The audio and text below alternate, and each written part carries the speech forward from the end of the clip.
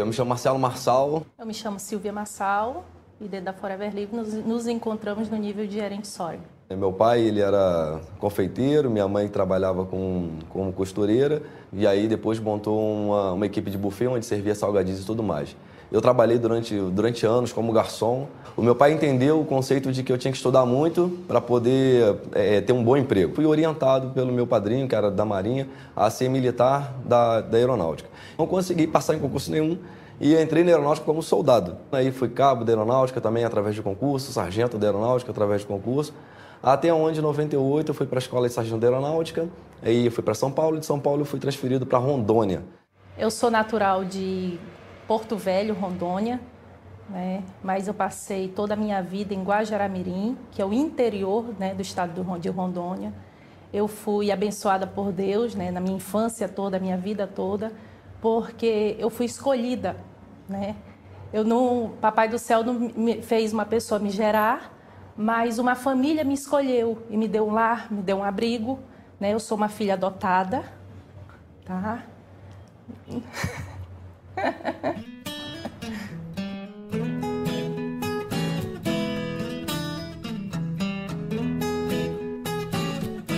Nós nos conhecemos através de uma amiga minha, né? Que ela queria me apresentar, né? Um rapaz lindo que chegou na cidade.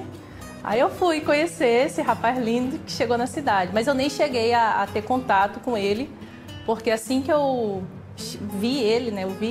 Eu não me agradei, né? Com a fisionomia dele. E de lá passaram os tempos e a gente foi fazer jiu-jitsu junto, né? E acho que esse contato do jiu-jitsu começou a aproximar mais a gente. E casamos no dia 6 de outubro de 2001. Eu fui comunicar a ela que estaria sendo transferido, né? E quando eu fosse transferido, a gente ia continuar namorando até o final do ano. E quando eu fosse transferido, eu ia deixar ela lá e ia embora para Recife. Ela falou assim, então pode ir embora. Mas a gente termina aqui. Eu falei assim, não, eu quero continuar namorando. Ela falou assim, não, ou a gente casa ou a gente termina aqui. Eu falei assim, então tá bom, então a gente casa. A gente fez um casamento um pouco diferente. A gente não podia fazer de noite, porque de noite é muita gente. E o gasto ia ser maior. O gasto ia ser muito grande. Então a gente fez de manhã, aproveitava que tava todo mundo trabalhando. Aí é metade do público. Mas só que mesmo assim, deu gente pra caramba. Quando eu cheguei em Recife, foi todo o oposto de toda a minha infância até os 20 anos, onde começou todas as nossas dificuldades, né? Porque Guajará-Mirim, quando nós morávamos lá, tinha a renda da minha mãe, a minha renda, que era praticamente só minha, e tinha a renda dele, como militar da Força Aérea. E quando nós chegamos em Recife, só teve a renda dele, né? Para o mundo novo, onde a gente não pagava aluguel, aqui a gente veio para pagar aluguel. Então a gente ia de carro para a universidade, eu fazia, né, nutrição e ele administração na Universidade Federal de Pernambuco. E então foi quando as coisas começaram a apertar. Nosso primeiro apartamento que nós moramos era um apartamento bom, tinha 2 quartos, né, cozinha, um padrão bom, né? Só que aí a gente viu que esse padrão a gente não ia conseguir manter com o salário dele.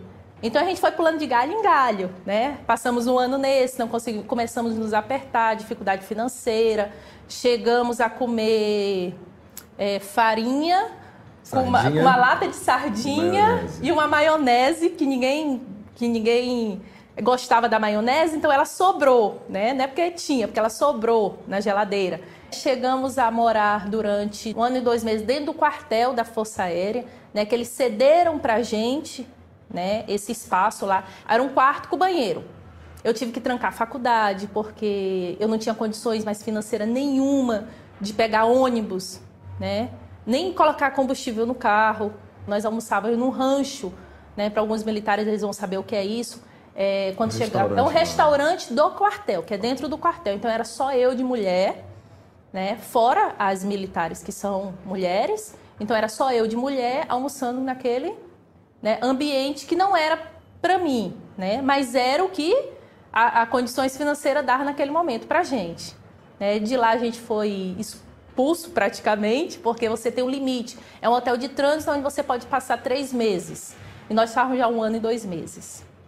Aí nós fomos morar dentro de uma comunidade aqui em Recife, né, onde tem várias kitnets, onde a gente passou mais dificuldades ainda. E eu conheci uma coisa muito interessante chamada empréstimo consignável. Para você ter uma ideia, em apenas 2 anos e pouco, 2 anos e meio aproximadamente, eu consegui a façanha de adquirir 15 empréstimos consignáveis. Eu cheguei a fazer um empréstimo consignável de R$300 e parcelei em 36 meses. Porque eu estava precisando daquele naquele momento. O ápice foi quando a gente passou 4 ou 5 dias sem comida dentro de casa. O que eu fiz? Eu ia para o quartel, eu pegava sanduíches, refrigerantes e tudo mais, para poder pagar no outro mês. Então, naqueles 5 dias ali, nós ficamos sobrevivendo ali à base de hambúrguer, cachorro-quente e refrigerante. Começamos a colocar nosso carro para alugar, o que nos deu, onde nós começamos a abrir uma fonte de receita para a gente. As coisas começaram a equilibrar ali e tudo mais, mas o carro alugado deteriora muito o veículo e tudo mais, as pessoas batiam e não queriam pagar, e começamos a ter problemas com isso. Até o dia que o nosso carro foi roubado. E aí nós ficamos sem carro para alugar, ficamos sem nada.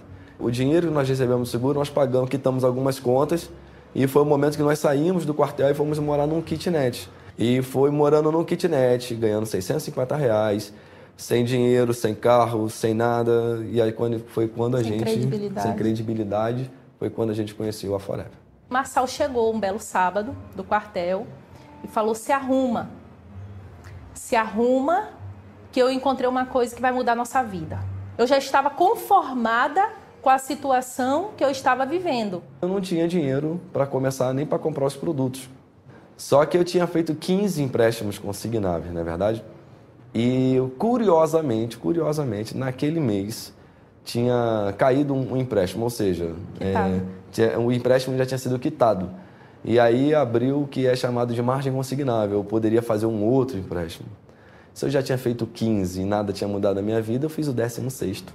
A gente não sabia nem falar sobre a Forever direito, sobre os produtos muito menos. Mas as pessoas viam o brilho nos nossos olhos e falavam assim: poxa, eu acredito em você. Se você está acreditando nisso, eu acredito em você também. Quando foi em julho de 2006, eu descobri que eu estava grávida, né? E quando o Papai do Céu também determinou que era a hora dela vir, né? Que ela estava pronta para vir e que a gente ia poder dar um futuro digno para ela também. Porque dentro da situação que nos encontrava, podia vir qualquer criança, que eu acho que eu tinha que dar para minha tia, para ela criar do jeito que eu fui criada. E isso era uma coisa que eu temia muito. O primeiro cheque de gerente foi de 3.500 e alguma coisa, né? 3.500 e pouco no primeiro cheque. Nessa época, o meu salário na aeronáutica era em torno de 2.000, ou seja, eu já estava recebendo mais do que um sargento de aeronáutica em pouco tempo de trabalho. Em apenas 1 ano e meio, eu já estava recebendo mais de 3.500, ou seja, ganhei mais do que 1 ano e meio do que os 13 anos de quartel. Abril eram 6.700 e setembro eram R$16.000. E em 2007, nós saímos de 10.000 de 2006 e fomos para R$147.000. Em 2008, nós já recebemos mais de R$200.000 com a companhia. E em 2009, as coisas melhoraram mais ainda. Já começamos a nos qualificar para as divisões de lucro, que foi o foco nosso dentro desse negócio. Nós recebemos mais de R$420.000 em 2009. Hoje nós moramos aqui em Boa Viagem, né, um dos metros quadrados mais caros aqui de Pernambuco. Nós temos um Peugeot 307, nós temos uma Santa Fé 2011, preta, um sonho realizado. Hoje eu não tenho nenhum empréstimo consignável. Com Forever, né, que a gente passou 6 anos sem sair de Recife, a gente já conheceu vários estados. 2 viagens que Forever Living nos proporciona para o casal. E também a gente tem o nosso lazer em família, né, que é o quê? A gente faz uma viagem no ano com a Ana Mel. A gente sempre para curtir, a gente já levou ela para Gramado. 2010 nós levamos ela para Bariloche, né, que ela queria, porque queria conhecer a neve. Esse ano a gente ia levar ela para Disney, né? Só que aí veio o nenê e eu não tô podendo viajar. A Silva hoje está grávida, né? De 4 meses, do nosso segundo filho, vem um menininho por aí. A gente poderia até ser bons profissionais de marketing de rede. Mas se não fosse o produto, a companhia e esse plano de bonificação, eu não sei onde que seria acontecer, não. Mas com a Forever Living... É possível. É possível.